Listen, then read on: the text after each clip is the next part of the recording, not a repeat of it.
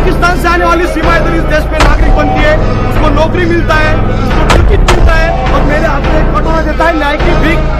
मोदी जी को सबसे पहले सीमा हैदर को यहाँ से भगाना चाहिए, सारे पाकिस्तानियों को देश से निकाल देना चाहिए और उस लप्पू झप्पू जो भी उसका हस्बैंड अगर उसको भी जाना है तो वो भी चला जाए, हमें इससे कोई दिक्कत नहीं, लेकिन देश उसे एक्सेप्ट नहीं करेगा। वो औरत अपने पति को छोड़ करके यहाँ आ सकती है तो वो किसकी सगी होगी? किसी की सगी नहीं हो सकती। आज सचिन के लिए वो यहाँ आ गई है, कल किसी और के लिए कहीं भी चली जाएगी। हमें क्या पता कौन सी एजेंट है, क्या कर रही है, क्या नहीं कर रही। तो हम नहीं चाहते कि वो यहाँ पर रहे। सीमा हैदर के लिए अलग रूल्स नहीं हो सकते, सबके लिए सेम रूल्स होंगे। तो सीमा हैदर को जाना पड़ेगा, ये छोड़कर। देखिए, पहले तो सीमा हैदर देश के अंदर एंटर कर जाती है, बॉर्डर पार कर जाती है, वो भी सिक्योरिटी में चूक थी। आज जो कश्मीर के अंदर पहलगांव में हुआ वो भी सिक्योरिटी में चूक है। एक आम इंसान बॉर्डर पार करके आ सकता है, तो सोचिए टेररिस्ट के लिए कितना आसान हो जाएगा बॉर्डर पार करना। अब सीमा हैदर को भी भेज देना चाहिए, क्योंकि सीमा हैदर कब एजेंट निकल जाए इसका किसी को नहीं पता। सीमा हैदर खुद तो ये कहेगी नहीं कि मुझे पाकिस्तान जाना है, क्योंकि वो तो दुनिया को ही दिखा करके आई है कि मैं अपने पति को छोड़ करके आ गई हूँ। अब वो ये तो नहीं कहेगी कि मुझे छोड़ दो। अगर वो इंटेलिजेंस की एजेंट भी होगी, वो पाकिस्तानी एजेंट भी होगी, तो वो ये तो नहीं कहेगी कि मुझे पाकिस्तान जाने दो, जाने नहीं देंगे, उसको कैद कर लेंगे भारत में। इसलिए वो अपना जीवन चला रही है। मोदी जी को सबसे पहले सीमा हैदर को यहाँ से भगाना चाहिए, सारे पाकिस्तानियों को देश से निकाल देना चाहिए, क्योंकि जो हमारे लोगों को इन लोगों ने मारा है उसका बदला लेने का सिर्फ एक ही तरीका है, पाकिस्तानियों भारत खाली करो। और भारत जो है वो पाकिस्तान को बताएगा सिर्फ पानी से कुछ नहीं होगा। आज अगर इंदिरा गांधी जी होती तो आज इनको रातों रात हमारी सीआरपीएफ, हमारी सेना ने पाकिस्तान को उखाड़ दिया होता, दो टुकड़े कर दिए थे ना पाकिस्तान के। अब पाकिस्तान को समझ में आएगा कि क्या होने वाला है आने वाले समय में। लेकिन क्या नरेंद्र मोदी जी इस पर एक्शन ले पाएंगे? क्योंकि मोदी जी चुनावों में ज्यादा व्यस्त है, मोदी जी नजर ही नहीं आ रहे, बस रैली करते हुए दिख गए थे। जिस दिन हुई थी, शौक मना रहा था पूरा देश, उस दिन मोदी जी रैली करे, उसके बाद से मोदी जी कहीं नहीं दिख रहे। तो मोदी जी क्या एक्शन ले रहे हैं, क्या पार्टी तय कर रही है भारतीय जनता पार्टी, क्या इनका एजेंडा रहने वाला है पाकिस्तान से निपटने का, कुछ समझ नहीं आ रहा। लेकिन देश की जनता ये जानना चाहती है कि पाकिस्तान को कैसे सबक सिखाएंगे नरेंद्र मोदी जी। लेकिन जिन लोग शहीद हुए हैं जम्मू कश्मीर में, तो सीमा हैदर को भेजने से इंसाफ कैसे मिल जाएगा? ये कैसा सीमा हैदर को भेजने से इंसाफ नहीं मिलेगा। हम नहीं चाहते कि सीमा हैदर की प्रेजेंस में वो, हमें क्या पता कौन सी एजेंट है, क्या कर रही है, क्या नहीं कर रही। तो हम नहीं चाहते कि वो यहाँ पर रहे। आपको प्रेम हुआ, आप यहाँ कैसे आ सकते हैं? जब यहाँ से हम हर पाकिस्तानी को भगा रहे हैं तो वो भी पाकिस्तानी है, सीमा हैदर, उसे भी जाना चाहिए। और उस लप्पू झप्पू जो भी उसका हस्बैंड अगर उसको भी जाना है तो वो भी चला जाए, हमें इससे कोई दिक्कत नहीं। लेकिन देश उसे एक्सेप्ट नहीं करेगा। वो किसी की भाभी नहीं है। जो भाभी ट्रेंड चला रहे हैं ना, वो देश की भाभी नहीं है। आप ये समझिए कि वो एक एजेंट हो सकती है पाकिस्तानी, जो देश के लिए आगे वाले समय में खतरा हो सकती है, इसलिए उसको भेजना जरूरी है। नहीं, लेकिन योगी सरकार या मोदी सरकार के संरक्षण में है ना, तमाम चीजें हुई हैं। सचिन तो हमारे देश का है ना, वो तो हिंदुस्तान का है। 25-26 लोग भी मोदी सरकार के संरक्षण में कश्मीर गए थे, मोदी सरकार के कहने पे गए थे कि धारा 370 हटा दिए, कश्मीर घूमिए, कश्मीर में रहिए। कश्मीर घूमने पे आतंकवादी हमला हो जाता है तो कश्मीर में रहने कौन जाएगा? तो वो भी संरक्षण में थे। उनके साथ क्या हुआ? मोदी जी, योगी जी के पास Z+ सिक्योरिटी है, कंगना रनावत के पास, हमारे रामदेव के पास सिक्योरिटी है, मेरे पास नहीं है। मैं तो कश्मीर नहीं जाऊंगी और मैं अपील करूंगी कि आप मत जाइए। आप ये देखिए, आज जो कश्मीर में हमला हुआ है उसके बाद टूरिस्ट क्या वहां पर जाएंगे? डर के मारे टूरिस्ट कम हो जाएंगे, वहां के लोग बेरोजगार हो जाएंगे। तो ये किसकी नाकामी है? अमित शाह जी की नाकामी है? किसकी नाकामी है? ये होम मिनिस्ट्री, डिफेंस मिनिस्ट्री की नाकामी है। तो ये रिस्पॉन्सिबिलिटी जो ले रहे हैं, 27-28 लोगों की मौत के बाद आप उनको बचा सकते थे। 1.5-2 घंटे तक लोग रोते रहे, बिलखते रहे। आपने वो वीडियो सोशल मीडिया पर देखी होंगी जब वो बेटी अपना दुख बता रही है, जिसकी अभी कुछ दिनों पहले शादी हुई थी, कि उसके पति का नाम पूछकर, धर्म पूछ करके मार दिया गया, हिंदू मुस्लिम को अलग होने के लिए कहा गया। तो आज देश की राजनीति ने आज पाकिस्तान को फायदा पहुंचाया। पाकिस्तान ने जानबूझ के धर्म पूछ करके लोगों को मारा, ताकि देश में धार्मिक उन्माद फैले, हिंदू मुस्लिम हो, लोग आपस में लड़े और मरे।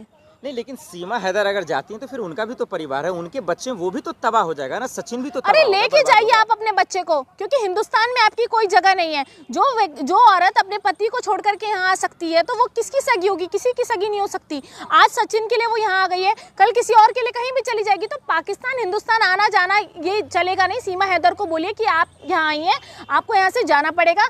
पाकिस्तान के किसी भी इंसान को भारत में रहने का कोई अधिकार नहीं है और सब वापस जा रहे हैं। 48 घंटे का समय दिया था, हिंदुस्तानी पाकिस्तानी सब आ रहे हैं। उसके बाद मुझे लगता है कि किसी को बुलाना नहीं चाहिए और मुझे लगता है कि आने वाले समय में वॉर भी हो सकती है, हम हमला भी कर सकते हैं पाकिस्तान के ऊपर। एक अलग लड़ाई है, लेकिन सीमा हैदर को लेकर इस पे गुस्सा झाड़ना, इनको भगाने की फिराक में होना, ये कहाँ का इंसाफ है? ये कैसा गुस्सा है? ये नाराज आप क्या चाहते हैं कि आज सीमा हैदर आई है, कल को और लोग आएंगे, फिर तो हम गलत कर रहे हैं। बाकी जो लोग पाकिस्तान से है, वो महिला कह रही है कि मुझे जाने नहीं दिया जा रहा, मुझे पाकिस्तान जाना, तो हम गलत कर रहे हैं। इसका मतलब सबके साथ सीमा हैदर के लिए अलग रूल्स नहीं हो सकते, सबके लिए सेम रूल्स होंगे। तो सीमा हैदर को जाना पड़ेगा, ये छोड़कर आज आप ये देखिए उनके परिवार में चल क्या रहा है। उनकी जो सास है वो भाग जाती है, सीमा हैदर वहां से भाग के आ जाती है। तो ऐसे लोगों को एनकरेज कर रहे हैं, हम एक मैसेज दे रहे हैं कि पाकिस्तान से कोई प्यार करता है, भारत आना चाहते हो तो आपको रहने की आज़ादी है। ऐसा नहीं है, आप पाकिस्तान जाकर रहिए, पाकिस्तान आपका स्वागत करेगा, हम तो नहीं करेंगे।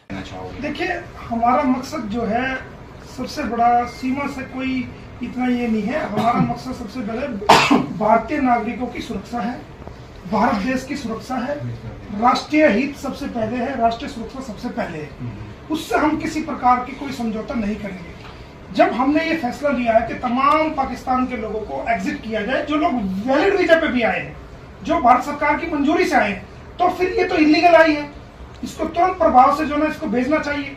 सरकार को चाहिए, मैं ये रिक्वेस्ट करता हूं कि इसकी अगर आपको इसको भेजने का फैसला करना है तो उसका लीगल तरीका ये है कि आप एक एफआईआर कैंसलेशन के लिए कोर्ट में एप्लीकेशन दीजिए कि हमने इसकी एफआईआर को कैंसिल किया है और इसको डिपोर्ट करने का फैसला किया है, तो उसमें वो मंजूर कर लेंगे जज साहब। वकील साहब, सीमा ने एक वीडियो जारी किया था, उसमें वो रो रही थी।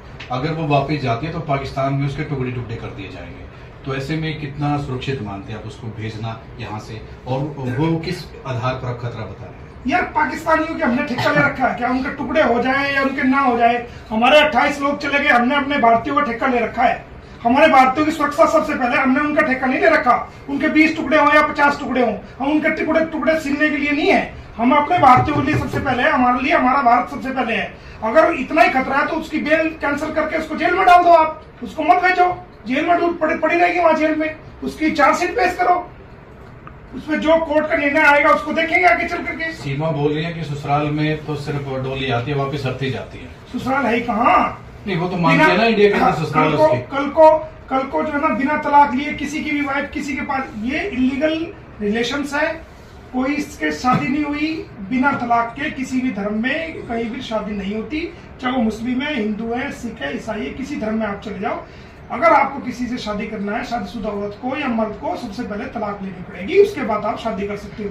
ये बात हमने कोर्ट में पहले दी है, फैमिली कोर्ट में चैलेंज किया हुआ है, और हमने उसके अंदर ये भी लिखा हुआ है कि अगर इस इलीगल कस्टडी से कोई संतान पैदा होती है तो वो उसको इलीगल डिक्लेयर किया जाए। लेकिन 5 बच्चे हैं, 4 पहले बच्चे, अभी एक लड़की पैदा हुई है और वो जश्न भी मना रहे इसको लेकर कि अब तो नागरिकता जरूर मिल जाएगी। तो ऐसे में भेजना कितना मुनासिब होगा पाकिस्तान 5 बच्चों के साथ?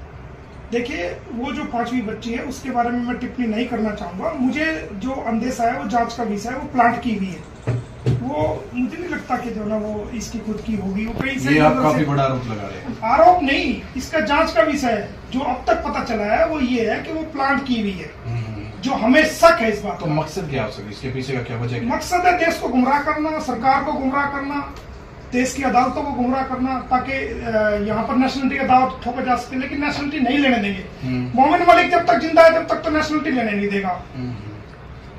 अभी ये बात मैं आपको प्रेस वार्ता में एक दावा किया कि जो पहलगाम में हमला हुआ है उसके बाद आप सीमा का जम्मू कश्मीर से कनेक्शन जोड़ रहे हैं। कनेक्शन है, वीडियो सुनिए, आप दिखाऊंगी। आप बताइए क्या वीडियो में कहती है कि मेरे लिए जम्मू कश्मीर से ड्राई फूड आते हैं।